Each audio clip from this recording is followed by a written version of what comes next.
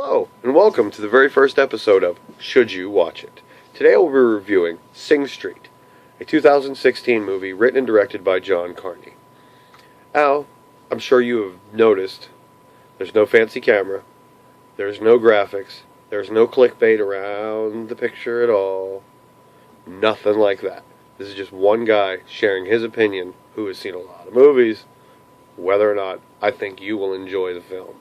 Now let me start by saying, there are good movies, there are bad movies, there are great movies, and there's Freddy Got Fingered.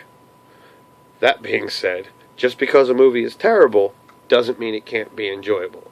Freddy Got Fingered doesn't count because that movie's not enjoyable. I don't care who you are. Tom Green, hate me all you want, buddy. Now, moving on to the subject at hand, Sing Street is absolutely brilliant. The question of, should you watch it? I will answer that by saying, the direction is gorgeous. There isn't a bad shot in this movie. The story was written very, very well. Written to appeal to our inner selves. You know, that young person in all of us that just wants to fall in love. Young man, played by Frida Wash-Pilo, Connor. His parents come into some financial troubles. And they're in 1985 Dublin, so everybody had financial troubles back then in that area.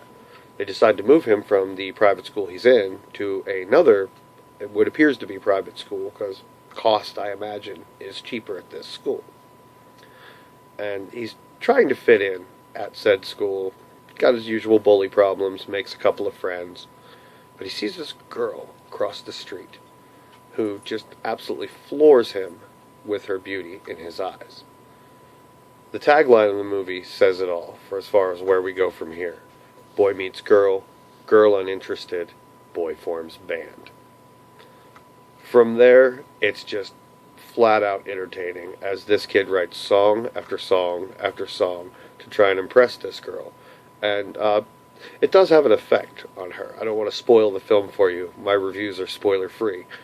I'm not going to ruin a movie I'm trying to get somebody to watch or trying to get them to avoid. Either way, it's your choice what you watch. I'm just giving you my opinion. Now, this is one of the movies that came out last year that nobody went to see, even with all the people complaining about, oh, we don't get any original movies. Everything's comic book movies or remakes. And to a degree, they're right. But when something like this does come out, nobody bothers to go see it.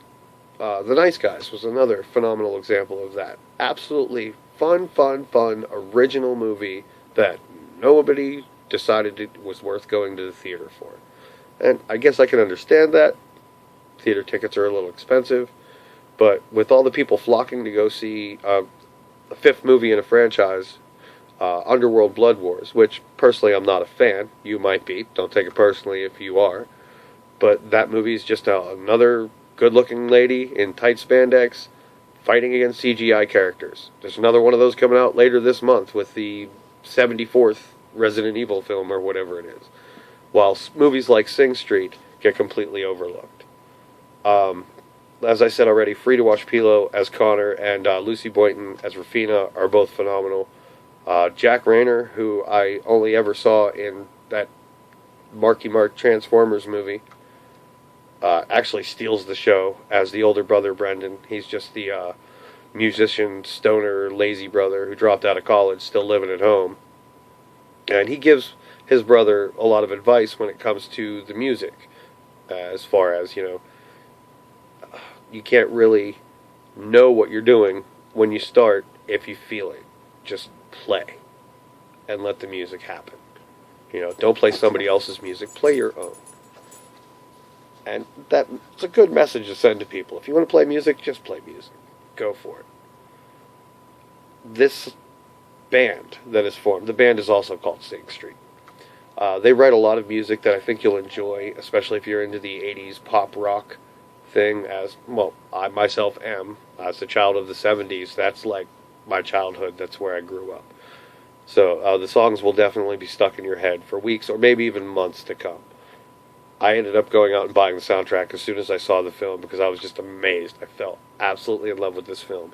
It gave me that feeling that the movies from my childhood gave me when I left the theater. Like when I saw the original Star Wars trilogy or the Indiana Jones movies, E.T., Ghostbusters, Rocky. Those are all phenomenal examples of the type of feeling you get. You leave this movie like, wow, I really feel like I gave this my all, as far as I didn't do myself an injustice by watching another bad film. And sadly, there's tons of bad films out there. Don't believe me? Watch an M. Night Shyamalan movie.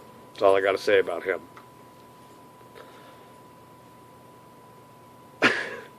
Sorry, caught a pause there. Yeah, that's all I could really say about this film. It's absolutely brilliant. I love it, love it, love it, love it, love it. Should you watch this movie? Yes. Do yourself a favor. And do me a favor. First, say hello to my wonderful co-star, the Patch Jersey. Yes, I love this thing. I put all these on here myself. So, it's a good way to just wear everything you love at once. You know, people wear t-shirts and hats and belts and everything. I got the Patch Jersey.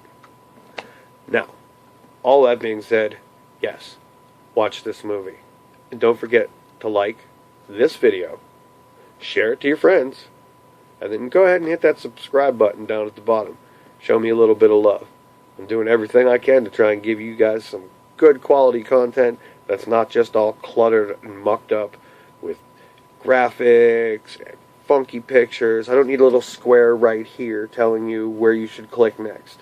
You're going to click where you want to click. But I just hope you keep clicking on my videos, because if you're not watching them, why am I making them? See you guys next time. Peace out.